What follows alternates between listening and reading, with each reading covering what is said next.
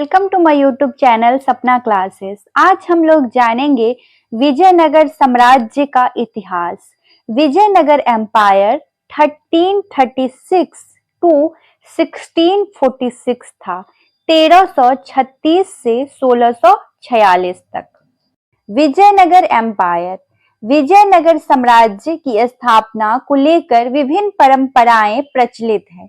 समकालीन शिलालेखों के आधार पर अब यह सर्वमान्य है कि संगमा नामक एक वंश के दो बड़े पुत्र हरिहरा और बुक्का, जो पहले कर्नाटक के होयसला शासकों की सेवा में थे, ने लगभग 1336 में अपनी स्वतंत्रता की घोषणा की और एक नए साम्राज्य की नींव रखी। यह घटना मदुरई सुल्तान के हाथों होयसला राजा बल्लाल तृतीय की मृत्यु के तुरंत बाद घटी।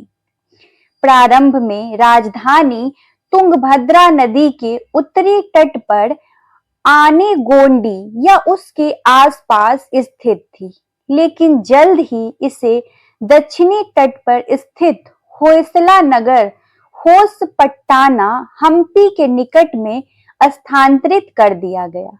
राजधानी का विस्तार किया गया और इसका नाम बदलकर विजयनगर रखा गया, जिसका अर्थ है विजयनगर। इसके बाद उन्होंने स्वयं को विजयनगर या कर्नाटक विजयनगर का शासक घोषित किया। हरिहरा ने 1346 में इसी नगर में अपना राज्याभिषेक मनाया। इतिहासकार हरिहरा और बुक्का द्वारा स्थापित इस वंश को उनके पिता या पूर्वज के नाम पर संगमा कहते हैं। विजयनगर शासकों ने चालुक्यों के प्रतीक सुअर या वाराह को अपने शाही प्रतीक के रूप में अपनाया। विजयनगर साम्राज्य पर 300 वर्षों से अधिक की अवधि में 4 राजवंशों ने क्रमिक रूप से शासन किया। पहला है संगम राजवंश 1336 टू 1485। दूसरा है सालवा राजवंश 1485 टू 1505। तीसरा है तुलवा राजवंश 1505 टू 1570 और चौथा है अराविदु राजवंश 1570 टू 1650। इस राज्य के इतिहास को 4 चरणों में वर्णित किया जा सकता है। अब हम लोग मैप में देखते हैं कि विजयनगर एम्पायर का क्षेत्र कहाँ और कितना था। तो जो नीचे वाला क्षेत्र है हरे रंग का, वो विजयनगर किंगडम है और उसके ऊपर जो गुलाबी वाला क्षेत्र है वो बाहमनी किंगडम है। इसमें आप लोग तालीकोटा देख सकते हैं कि बीचों बीच है, हम्पी है, मदुरई है, कावेरी नदी है। और ये फोटो कृष्णदेव रॉय की, जो कि कृष्णदेव रॉय की एक काल्पनिक फोटो है। आरंभ में विजयनगर साम्राज्य दक्षिण भारत के विभिन्न भागों में स्थित कई छोटे छोटे रियासतों में से एक था, जिन पर स्थानीय सरदारों का शासन था। 13वीं शताब्दी के 3 बड़े राज्य तमिलनाडु में पांड्य, कर्नाटक में होयसला और आंध्र प्रदेश में काकातीय 14वीं शताब्दी के पूर्वार्ध में दिल्ली सल्तनत के सैन्य अभियानों द्वारा लगभग नष्ट हो चुके थे, जिससे एक बड़ा राजनीतिक शून्य उत्पन्न हो गया था। इस अशांत राजनीतिक स्थिति ने हरिहर के नेतृत्व में 5 संगम बंधुओं को अपने क्षेत्र को मजबूत करने और विस्तारित करने का अवसर प्रदान किया। इसके अलावा मदुरई में कुछ समय पहले स्थापित मुस्लिम सल्तनत और 1347 में अस्तित्व में आई बाहमनी सल्तनत ने दिल्ली से स्वतंत्र रूप से शासन करना शुरू कर दिया था। दिल्ली सल्तनत स्वयं कमजोर हो गई थी और उसने दक्षिण में अधिक रुचि नहीं दिखाई। शुरुआती 4 दशकों के अंदर ही 5 भाइयों की अलग अलग दिशाओं में की गई सैनिक गतिविधियों की वजह से यह छोटी सी रियासत एक बड़ा साम्राज्य बन गया। सबसे पहले कर्नाटक में होयसल साम्राज्य का पूरा मुख्य क्षेत्र विजयनगर में मिला लिया गया। कर्नाटक के तटीय इलाकों पर भी जल्द ही कब्जा कर लिया गया और वे साम्राज्य के अंत तक इसका एक अहम हिस्सा बने रहे। चूंकि इससे कई बंदरगाह वाले शहरों तक पहुंच मिल गई थी, इसीलिए इस हिस्से का प्रशासन प्रधानियों या गवर्नरों की एक के बाद एक आने वाली कतार के तहत बहुत अच्छी तरह से किया गया। बुक्का प्रथम के शासनकाल में ध्यान टोंडाई मंडलम की ओर मोड़ा गया, जिसमें तमिल क्षेत्र के उत्तरी जिले शामिल थे और जो उस समय संबुरैया सरदारों के शासन में था। बुक्का प्रथम के बेटे राजकुमार कंपना, जिन्हें आमतौर पर कुमार कंपना कहा जाता है, ने अपने वफादार सेनापति मराया नायक की मदद से इस काम को सफलतापूर्वक अंजाम दिया। उन्हें मदुरई के सुल्तान को मारने और लगभग 1370 ईस्वी में उस सल्तनत का अंत करने का श्रेय भी दिया जाता है।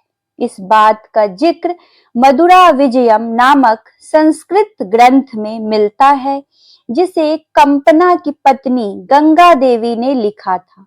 लेकिन हैरानी की बात यह है कि मदुरई सहित पांड्य देश को उस समय विजयनगर साम्राज्य में नहीं मिलाया गया था। यह साम्राज्य का हिस्सा लगभग 1500 ईस्वी में जाकर बना, यानी 100 से भी ज्यादा समय बाद 100 साल से भी ज्यादा समय बाद तक तमिल देश के केवल उत्तरी और मध्य हिस्से कावेरी डेल्टा तक ही संगम और सालुव राजवंशों के सीधे प्रशासन के अधीन थे। अब हम जानते हैं विजयनगर एंड बाहमनी कॉन्फ्लिक्ट। प्रारंभ से ही वाहमनी और विजयनगर दोनों राज्य निरंतर संघर्ष में रहे। क्षेत्रों पर कब्जा करना, लगान वसूलना और अश्व व्यापार पर नियंत्रण संघर्ष के प्रमुख मुद्दे थे। दोनों ही कृष्णा और तुंगभद्रा नदियों के बीच स्थित उपजाऊ क्षेत्र रायचूर द्वीप पर कब्जा करके उस पर प्रभुत्व स्थापित करना चाहते थे। हालांकि दोनों में से कोई भी पूरी तरह सफल नहीं हुआ था, लेकिन क्षणिक सफलता के लिए भारी रक्तपात हुआ। कुछ इतिहासकारों का तर्क है कि हिंदू विजयनगर और मुस्लिम सल्तनत के बीच धार्मिक प्रतिद्वंदिता इस निरंतर संघर्ष का मूल कारण थी। वास्तव में विजयनगर के राजाओं ने वारंगल, कोडाविडु, उड़ीसा आदि जैसे कई हिंदू गैर मुस्लिम शासकों से भी युद्ध किया, जिनमें मुस्लिम शासक कभी सहयोगी तो कभी शत्रु के रूप में शामिल थे। गोवा और अन्य बंदरगाहों से होकर गुजरने वाले अश्व व्यापार पर नियंत्रण भी युद्ध का एक कारण था। दोनों पक्षों की सेनाओं के लिए घोड़े आवश्यक थे। निरंतर संघर्ष के बावजूद कृष्णा नदी दोनों शक्तियों के बीच लगभग विभाजन रेखा बनी रही। तटीय आंध्र प्रदेश में गजपति साम्राज्य, ओडिशा और विजयनगर के बीच सत्ता संघर्ष चल रहा था। विजयनगर को देवराय द्वितीय 1422 से 46 के शासनकाल तक कोई खास प्रगति नहीं मिली, जिन्होंने कुछ लड़ाइयों में उड़ीसा की सेना को हराया था, लेकिन ये विजय केवल कर वसूलने के लिए थी और कोई नया क्षेत्र विजयनगर को नहीं मिला। देवराय द्वितीय संगम वंश के सबसे महान शासक थे। उन्होंने प्रशिक्षित मुस्लिम घुड़सवारों को की भर्ती करके और अपने सैनिकों को तीरंदाजी का प्रशिक्षण देकर अपनी घुड़सवार सेना को मजबूत किया। इस दौरान कोच्चि के जमोरिन और विजयनगर दरबार का दौरा करने वाले फारसी राजदूत अब्दुल रजाक का कहना है कि देवराय द्वितीय का एक विशाल क्षेत्र पर शासन था। उन्हें श्रीलंका के राजा से भी कर मिलता था। देवराय द्वितीय के बाद विजयनगर साम्राज्य संकट में पड़ गया। उत्तराधिकार को लेकर हुए झगड़े और अयोग्य उत्तराधिकारियों ने गजपति राजा को तटीय आंध्र पर प्रभुत्व जमाने का प्रोत्साहन दिया। 1460 to 65 के बीच गजपति सेना ने कई बार आक्रमण किए और कावेरी नदी पर स्थित तिरुचिरापल्ली तक विजय अभियान चलाया, जिससे रास्ते में भारी तबाही हुई और कई मंदिरों की संपत्ति लूट ली गई। इस स्थिति का लाभ उठाते हुए सामंतों ने स्वतंत्रता की घोषणा कर दी। इस प्रकार सालुवा शासन के उदय से पहले के संक्रमण काल के दौरान तिरुमला देव और फिर कोने देव ने तंजावुर तिरुचिरापल्ली के क्षेत्र में कुछ दशकों तक स्वतंत्र रूप से शासन किया। सत्ता विश्वसनीय सेनापति सालवा नरसिम्हा के हाथों में आ गई, जिन्होंने गजपतियों से राज्य की रक्षा की और आंध्र प्रदेश के तटीय क्षेत्रों को पुनः प्राप्त किया।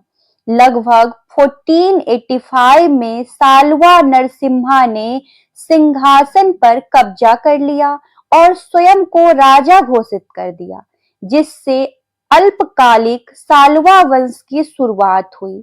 उनके सेनापति और महान योद्धा नरस नायक ने उनका साथ दिया, जिन्होंने दक्षिण में विद्रोही स्थानीय सरदारों को शांत करने का प्रयास किया।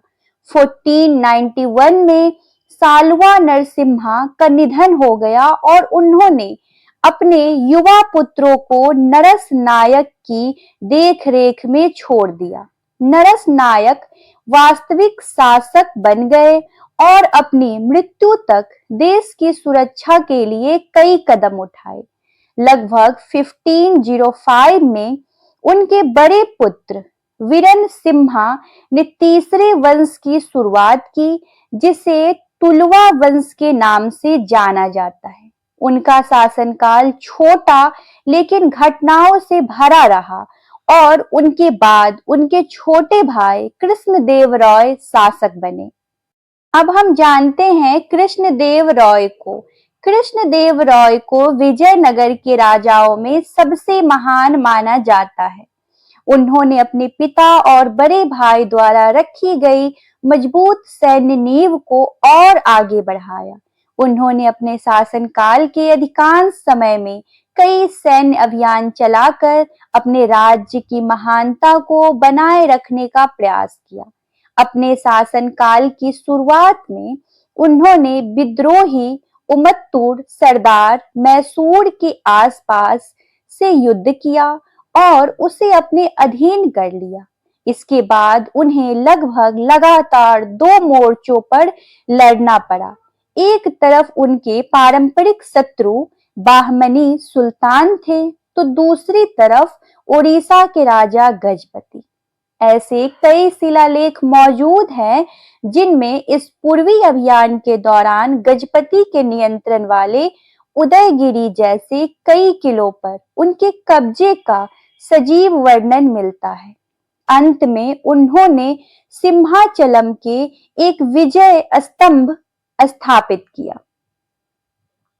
कृष्णदेवराय को बाहमनी सेनाओं को खदेड़ने के लिए एक से अधिक अभियान चलाने पड़े, जो नियमित रूप से हर साल उनके क्षेत्र में घुसपैठ कर रही थी। इनमें से कुछ अभियानों में पुर्तगालियों ने, जो मालाबार और कोंकण तट पर अपनी शक्ति स्थापित करने की कोशिश कर रहे थे, कृष्णदेवराय को सैन्य सहायता प्रदान की और भटकल में एक किला बनाने की अनुमति प्राप्त की। यद्यपि वे कुछ समय के लिए काफी सफल रहे, उनकी विजयों ने आपस में लड़ रहे बाहमनी सुल्तानों को अपने अस्तित्व के लिए एकजुट होने पर मजबूर कर दिया। कृष्णदेवराय को विजयनगर का महानतम शासक मानने के कुछ अन्य कारण भी है। उन्होंने उस समय के कई प्रमुख शिव और विष्णु मंदिरों जैसे श्रीशैलम, तिरुपति, कालाहस्ती, कांचीपुरम, तिरुवनमलाई, चिदम्बरम आदि को विशाल दान दिया। उन्होंने इनमें से कई मंदिरों में ऊंचे गोपुरम बनवाए जो आज भी मौजूद है। पेस और नुनीज जैसे समकालीन विदेशी आगंतुकों ने विजयनगर का दौरा किया और उनके व्यक्तित्व और शहर की भव्यता और वैभव की जमकर प्रशंसा की। उनके दरबार में अल्लासानी पेदन्ना और नंदी थिमन्ना जैसे महान कवि भी उपस्थित थे। उन्हें स्वयं एक महान विद्वान माना जाता है और वे प्रसिद्ध कविता अमुक्त माल्यदा अंडाल की कहानी के रचयिता हैं।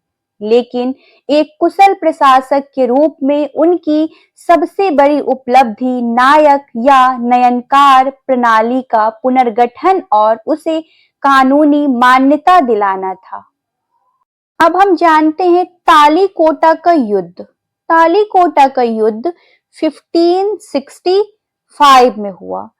कृष्णदेवराय की मृत्यु के समय उनका पुत्र छोटा था, इसीलिए उनके छोटे भाई अच्युत देवराय राजा बने। जल्द ही उत्तराधिकार को लेकर विवाद शुरू हो गए, क्योंकि कृष्णदेवराय के दामाद राम राय सीसु को राजा बनाकर सत्ता पर अपना प्रभुत्व स्थापित करना चाहते थे। हालांकि अच्युत देवराय को चेलप्पा, जिन्हें सालवा नायक के नाम से भी जाना जाता था, का समर्थन प्राप्त था, जो उस समय के सबसे महान नायक थे और तमिलनाडु के एक बड़े हिस्से पर उनका शासन था। लेकिन कुछ समय बाद ही चेलप्पा स्वयं विद्रोही हो गए और अच्युत देवराय को उन्हें वश में करने के लिए दक्षिण की ओर एक बड़ा अभियान चलाना पड़ा। उनका दक्कन के सुल्तानों से भी कुछ बार सामना हुआ। 1542 में उनकी मृत्यु के बाद उनके भतीजे सदाशिवरैया ने उनका स्थान लिया और लगभग 30 वर्षों 1542 से 70 तक शासन किया। लेकिन वास्तविक सत्ता राम राया के हाथों में ही थी, जिन्होंने अपने कई करीबी रिश्तेदारों अरविदु वंश के को कई राजनीतिक क्षेत्रों का नायक नियुक्त करके उनका समर्थन प्राप्त किया। महान योद्धा और रणनीतिकार राम राया बाहमनी मुस्लिम शक्तियों को आपस में लड़ाने में सक्षम थे। उन्होंने पुर्तगालियों के साथ एक व्यापारिक संधि की, जिसके तहत बीजापुर के शासक को घोड़े की आपूर्ति रोक दी गई। उन्होंने बीजापुर के शासक से युद्ध किया और कुछ समय बाद गोलकोंडा और अहमदनगर के विरुद्ध बीजापुर के शासक के साथ गठबंधन कर लिया। उनकी इस फूट डालो और राज करो की नीति ने विजयनगर के विरुद्ध गहरी शत्रुता को जन्म दिया। अपनी आपसी झगड़ों को भुलाकर दक्कन राज्यों ने अपने साझा शत्रु के विरुद्ध अंतिम महान युद्ध लड़ने के लिए हाथ मिलाया। यह युद्ध जनवरी 1565 में तालीकोटा या राक्षसी तंगरी में लड़ा गया, जिसमें राम राया ने वृद्धावस्था के बावजूद अपने चचेरे भाइयों और भाइयों के साथ स्वयं सेनाओं का नेतृत्व किया। अंतिम चरण में युद्ध में बाहमनी सेना हार गई। राम राया को कैद कर लिया गया और तुरंत फांसी दे दी गई। विजयी बाहमनी सेनाएं अपने इतिहास में पहली बार विजयनगर शहर में दाखिल हुई और कई महीने तक उसे लूटती रही, जिससे वह पूरी तरह नष्ट हो गया। इस लड़ाई को आमतौर पर विजयनगर के अंत का संकेत माना जाता है। राजा सदाशिव राय और उनके कुछ साथी पेनुगोंडा भाग निकले। राम रॉय के भाई तिरुमाला ने 1570 में खुद को राजा घोषित कर दिया और इस तरह अराविदु वंश यानी चौथे राजवंश की शुरुआत हुई। इसके बाद उनके बेटों और पोतों ने 2 पीढ़ियों तक, शायद 1630 तक, इस बचे खुचे राज्य पर शासन किया। कुछ और राजा भी हुए जिन्होंने 1670 तक बिना किसी अस्थायी राजधानी के एक तरह से भगौरों के रूप में शासन किया। असली सत्ता देश के अलग अलग हिस्सों में मौजूद कई नायक सरदारों के हाथों में थी। उनमें से कुछ ने राजा के प्रति वफादारी का दिखावा किया, जबकि दूसरों ने उनका विरोध किया। वफादारों और विरोधियों के बीच आपस में लड़ाइयां होती रहती थी। 1601 में उत्तर मेरूर के पास पेरुम्बिडु के वफादार यामचा नायक और वेल्लोर के नायक के बीच जबरदस्त लड़ाई हुई। इस झगड़े में वेल्लूर के नायक का साथ तंजावुर, मदुरई और सेंजी के नायकों ने दिया, जो अब स्वतंत्र शासक बन चुके थे।